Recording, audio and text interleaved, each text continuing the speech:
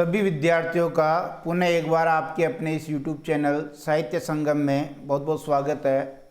आज काव्यांग परिचय का छंद जो टॉपिक है उसके तहत बहुत ही महत्वपूर्ण बेसिक जानकारी आज हम यहाँ देखने वाले हैं। हिंदी साहित्य कक्षा 11 और 12 के लिए ये बहुत ही महत्वपूर्ण है। सबसे पहले आप देखिए,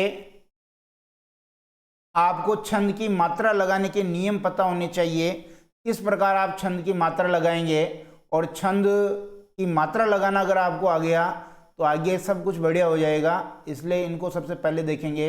आज की इस क्लास में हम पढ़ेंगे मात्रा किसे कहते हैं, इसके बारे में, मात्रा कितने प्रकार की होती है इसके बारे में, मात्रा का निर्धारण कैसे करते हैं, अर्थात गुरु मात्रा कब लगेगी, लघु मात्रा कब लगेगी, इसके बारे में, और सबसे इम्पोर्टेंट चीज मात्रा लगाने का अभ्यास ये आप जरूर करें। और मैं तो ये कहूँगा, अगर आपको ये ऊपर के 3 बिंदु नहीं पढ़ने हैं तो आप सीधे इस चौथे बिंदु पर वीडियो देख लें और मात्रा लगाने का अभ्यास जरूर करें, ताकि आपको पता चल जाएगा कि आपको मात्रा लगाना आता है या नहीं आता है। मात्रा की परिभाषा देखिए, सबसे पहले इंपॉर्टेंट प्रश्न है, पूछा भी जाता है कि वर्ण के उच्चारण में लगने वाले समय को मात्रा कहते हैं। यहाँ समय भी कह सकते हैं, काल भी कहते हैं।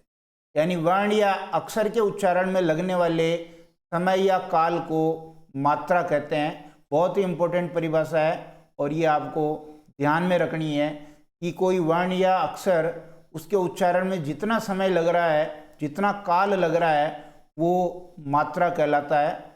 तो अच्छी तरह से आप याद कर लेंगे।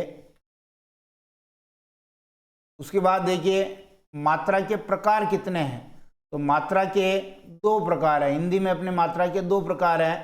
पहली मात्रा है लघु मात्रा और दूसरी मात्रा है गुरु मात्रा। ध्यान दीजिए, लघु मात्रा को इस तरह से अंग्रेजी के आई की तरह दिखा रखा है और गुरु मात्रा को एस की तरह दिखा रखा है।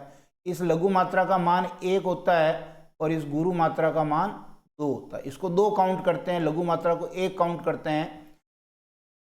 किसी वर्ण के उच्चारण में जितना समय लग रहा है वो उसकी लघु मात्रा है, और लघु मात्रा से अगर दुगुना समय उच्चारण में लगेगा, दुगुना समय, अगर दुगुना समय उच्चारण में लग रहा है तो वो गुरु मात्रा है।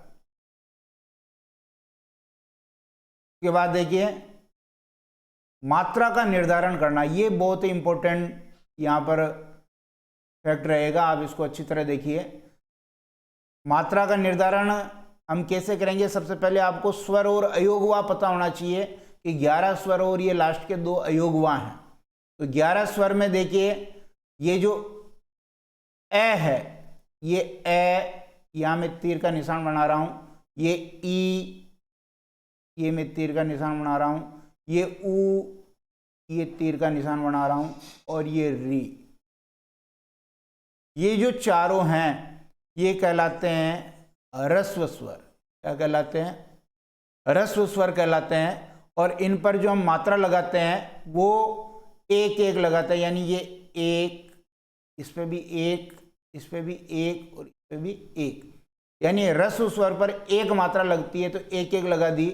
उसके बाद देखिए, आ, ई, ऊ, ए, आई, ओ, औ, ये जितने भी स्वर हैं ये आपके कहलाते हैं दीर्घ स्वर।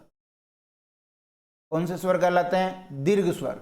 और इन सब की मात्रा 2 होती है, यानी इन पर मात्रा लगती है आपके गुरु मात्रा। कौन सी मात्रा लगती है? गुरु मात्रा। और ये जो अयोगवा हैं, अंग और अ है,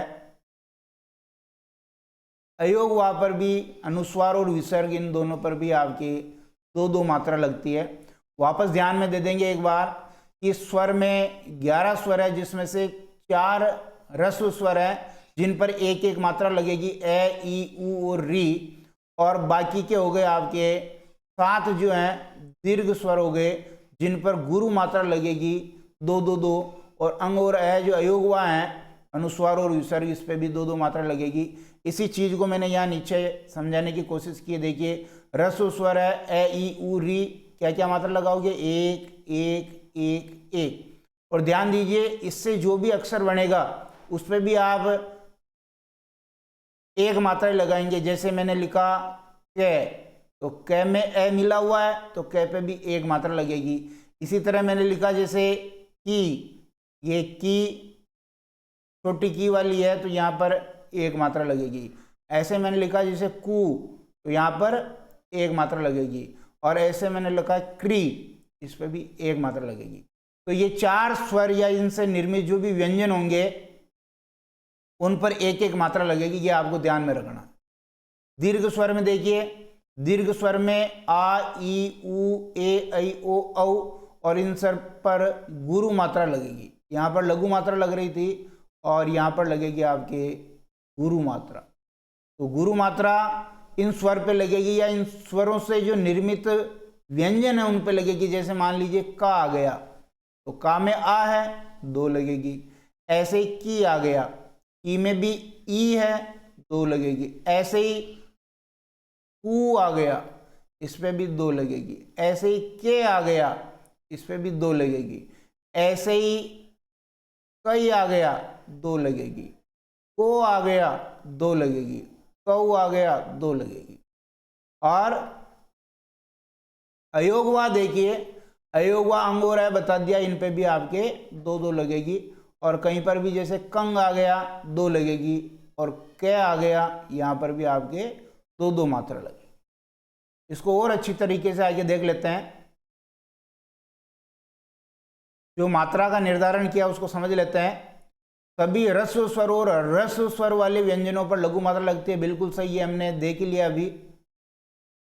स्वराघात रहित स्थलों पर प्रयुक्त दीर्घ स्वर भी अपने उच्चारण के कारण लघु मान लिए जाते हैं। बहुत इंपॉर्टेंट लाइन है कि अभी हम बात कर रहे थे कि जैसे ये की है, ये के है।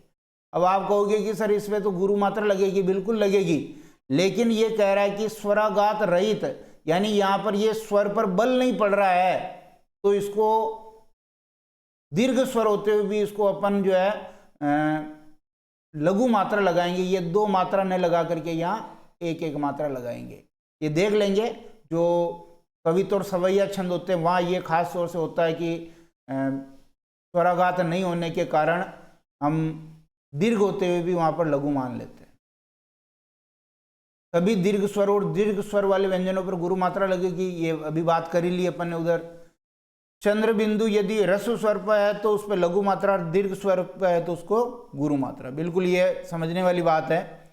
जैसे मान लीजिए कोई कै है और कै पे चंद्र बिंदु लग रहा है, तो चंद्र बिंदु चूंकि कै है तो एक मात्रा लगानी है, चंद्र बिंदु से यहाँ कोई लेना देना नहीं है। और मान लो कहीं का है और वहाँ चंद्र बिंदु लग रहा है, तो का पे वैसे ही अपन गुरु मात्रा लगा रहे थे तो यहाँ पर अपन वैसे ही 2 लगा देंगे। चंद्र बिंदु का कोई ज़्यादा रोल नहीं है। अयोगवा अनुस्वार और विसर्ग युक्त व्यंजनों पर भी गुरु मात्रा लगती है, बता ही दिया। अयोगवा में अंग ए आ रहा है, उसको अलग से अनुस्वार और विसर्ग कह दिया, गुरु मात्रा लगेगी। संयुक्त वर्ण के पहले वाले वर्ण लघु वर्ण पर भी गुरु मात्रा लगेगी। ये बहुत इंपॉर्टेंट, यहाँ समझ लीजिए, और ये आगे भी आपको प्रैक्टिस से समझाया जाएगा। जैसे मान लिया आपने लिखा मच्छर, ठीक है ना। अब आप कहोगे कि सर ये मैं तो यहाँ पर एक मात्रा लगनी चाहिए, लेकिन ये आधे च के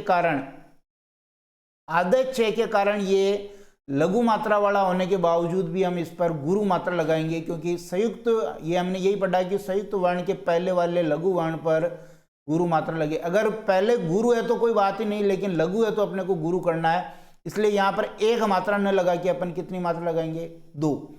इसको एक ही रखेंगे, इसको एक ही रखेंगे, ठीक है। और आगे समझेंगे इसको। हलंत वर्ण के पहले वाले लघु वर्ण पर भी गुरु मात्रा लगती है, बिल्कुल सही है। कहीं हलंत आ रहा है क्योंकि हलंत को भी हम स्वर रहित मानते हैं,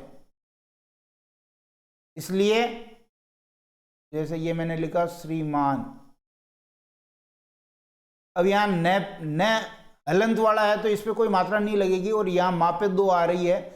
लेकिन यहाँ पर अगर लघु वर्ण लघु मात्रा भी आ रही होती तो भी यहाँ पर गुरु हो जाती, क्योंकि इस पर हम कोई मात्रा नहीं लगाएंगे, इसके बदले में हम यहाँ पर मात्रा लगाएंगे। ये बहुत इंपॉर्टेंट बिंदु 8वां न है मैं लय के उच्चारण में बल नहीं पड़ने के कारण इन पर लघु मात्रा लगती है। आप कहोगे कि सर ये संयुक्त वर्ण आ गया, आधा अक्षर आ गया है, तो इसके पहले वाले वर्ण को हम गुरु मात्रा लगाएंगे, लेकिन नहीं। इसलिए आप इनको अच्छी तरह देख ले, न है, मैं है और ल है। ये जहां पर भी आ जाए इनके पहले वाले वर्ण पर हमें जो है लघु मात्रा ही लगानी है।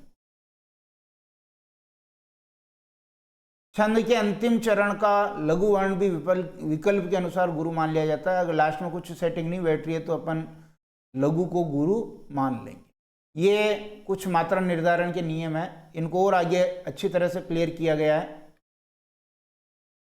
अभ्यास करेंगे। पहले जो आपने सीखा है, मुनि छोटा ऊ आ रहा, एक, नी, एक, लगाते जाएंगे आप साथ के साथ। चमक में देखिए एक एक एक, कोई दिक्कत ही नहीं है। ऋतु में देखिए ये रस उसर है, लघु मात्रा लगेगी एक, तू में भी एक। ऐसे ही बदन में देखिए एक एक एक। ऐसे ही गिरी में भी छोटी ई आ रही है, री में भी छोटी एक एक। ऐसे नहर में कोई दिक्कत नहीं है, एक एक एक। पहले सरल से कठिन की ओर चल रहे हैं, इससे कठिन भी मैं आगे बताऊंगा, लेकिन पहले आप सरल वाले देख ले। असुर में एक एक एक। कृपण में री स्वर आ रहा है, एक एक एक। उसके बाद विपिन में देखिए छोटी छोटी ए स्वर, एक एक एक। मृतक में री आ रहा है, एक एक एक। ऐसे देखिए बादल में ये दो एक एक। फिर देखिए पपैया में एक, ये बड़ी ई आ रहा, दो, हा में दो। फिर आगे देखिए बेटा में ए आ रहा, दो, टा में दो। ऐसे ही मानवीय में देखिए दो एक दो एक। अब आप सीख गए होंगे, साथ के साथ अभ्यास करते चलिए। पुराना में एक आएगा, रा में दो, ना में दो। फिर आप देखिए मालिनी में दो और एक दो, दो एक दो आ जाएगा इसमें। कोरोना में देखिए दो दो दो। इसी तरह कौवा में देखिए दो दो। इसी तरह राजधानी में देखिए दो एक दो दो। और अंत में है मुरैना, एक दो दो। समझ में आ गया होगा। ये सिंपल जो लघु मात्रा और गुरु मात्रा के उदाहरण थे वो हैं। अभी हम कठिनाई स्तर बढ़ा रहे हैं और अंतिम जो स्लाइड है वो आपके लिए बहुत रोचक होने वाली है। अंतिम स्लाइड थोड़ा कठिन स्तर बढ़ाएं, उससे पहले आपको संयुक्त व्यंजन जान लेना है, क्योंकि ये बहुत ही काम के हैं। क्षय जानते हैं, क और क्षय से बना है, तो कहीं पर भी क्षय लिखा जाएगा। जैसे आ गया, मान लो यहां मैं बता रहा हूं अक्षर। अब ध्यान दीजिए, आप कहोगे कि क्षय पे एक लगेगी, क्षय पे तो एक लगेगी, लेकिन इसमें ये देखिए ये आधा क आ रहा है, तो आधा क की वजह से ए पे है जो दो लग जाएगी। समझ आ रही बात।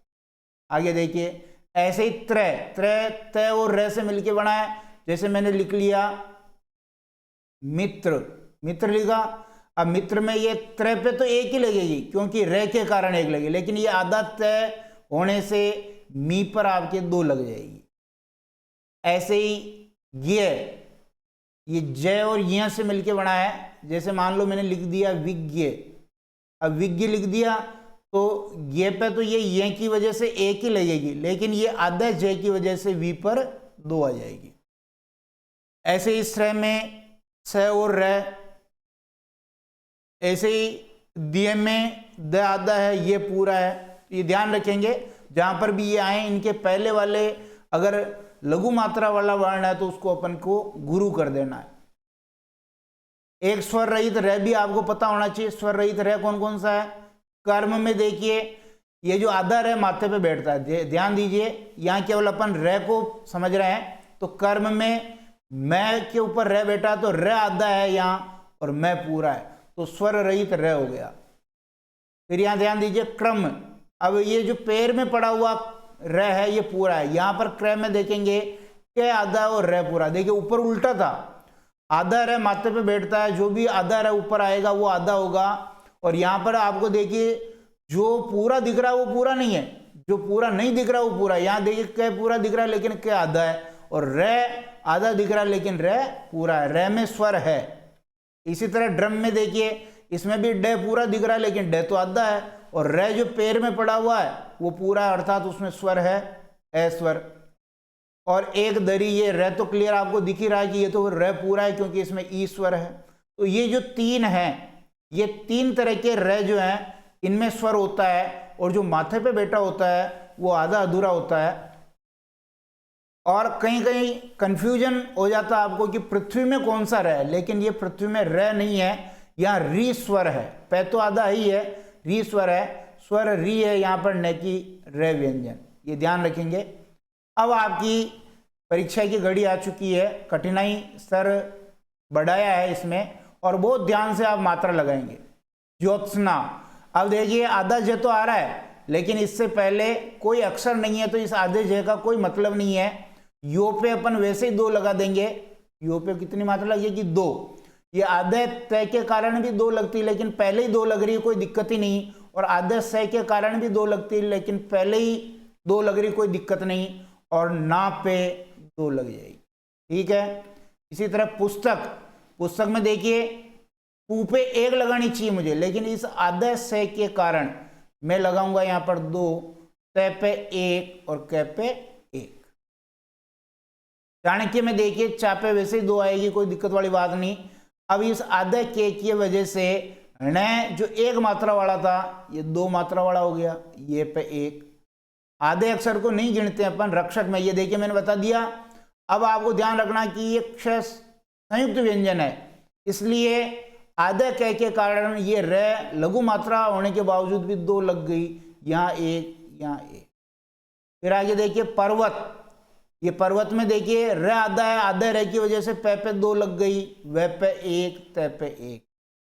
फिर आगे देखिए वृत्ताकार, ये डबल तय है, आधा तय है, ये री स्वर है, 1 ही लगनी चाहिए, लेकिन आधे तय की वजह से 2 लग गई, ता पे 2, का पे 2, र पे 1।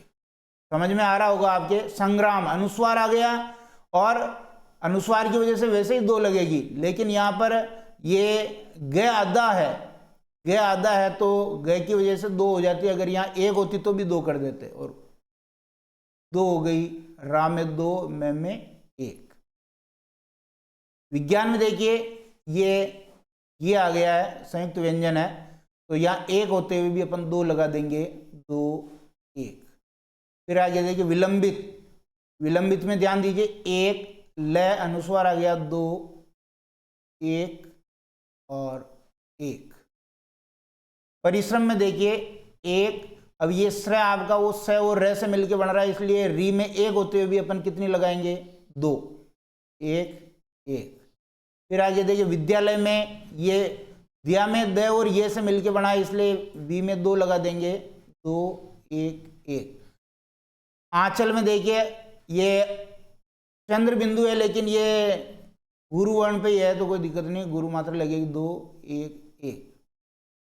श्रीमान में देखिए अब ये आधा तो है, लेकिन इससे पहले कोई अक्षर नहीं है तो कोई फर्क नहीं पड़ेगा, 2। और इस हलंत के कारण माँ पे भी कितनी आ जाएगी? 2। न पे कोई मात्रा नहीं लगेगी। कर्मधारय में देखिए कै पे 2 लगा देंगे रे की वजह से, फिर 1, 2, 1, 1। चाणक्य में देखिए वापस रिपीट हो गया ये, 2, 2, 1। प्रतिकूल में देखिए अब पै में पै आधा र पूरा, लेकिन पै के पहले कोई अक्षर नहीं है, इसलिए यहाँ 1 ही लगेगी, 1 यहाँ लगेगी, 2 यहाँ लगेगी, 1 यहाँ लगेगी। कुल्हाड़ी में ये ल मैं न, आपको याद आ रहा होगा, ल मैं न बताया था मैंने, इसलिए इस आधे की वजह से इसको अपन दीर्घ नहीं करेंगे, क्योंकि ये लगात नहीं होता इस पे, इसलिए अपन 1 ही लगाएंगे, इस पे 2, इस पे 2। पाठ्यक्रम में देखिए ये ठ आधा है, तो यहाँ पहले ही 2 लग रही, तो कोई दिक्कत वाली बात ही नहीं। ये पे अब ध्यान दीजिए क्रम में ये इसका आधा यहाँ चला जाएगा, तो यहाँ पर 2 हो जाएगी, और 1। परिपत्र में देखिए 1, 1, और ये त्रय संयुक्त व्यंजन होने के कारण पै पे 2 हो जाएगी, त्रय पे 1। सत्रांग में देखिए ये 1 नहीं लगेगी, क्योंकि त्रय में ये त्रय संयुक्त व्यंजन है, तो 2 लगाएंगे। यहाँ कितने लगाएंगे? 2, और यहाँ पर भी 2 लगेगी, यहाँ 1। अंतरा में देखिए 2 लगेगी, 1, 2। त्वरित में आधे तय के पहले कोई अक्षर है ही नहीं, इसका कोई फर्क नहीं पड़ेगा, 1, 1, 1। चक्रधर में देखिए ये आधे तय की वजह से रह तो पूरा इसमें आधा क की वजह से यहाँ 2 आ जाएगी, 1 1 1। और कार्बिंग पे देखिए पहले ही 2 लग रही है, आधा रह इस पर इफेक्ट नहीं डालेगा, ऑलरेडी 2 है, और 1 1। अगर आपको किसी वर्ण में मात्रा लगाने में दिक्कत है तो कमेंट बॉक्स में जरूर बताएं, निश्चित रूप से आपको मदद मिली होगी। बहुत बहुत धन्यवाद।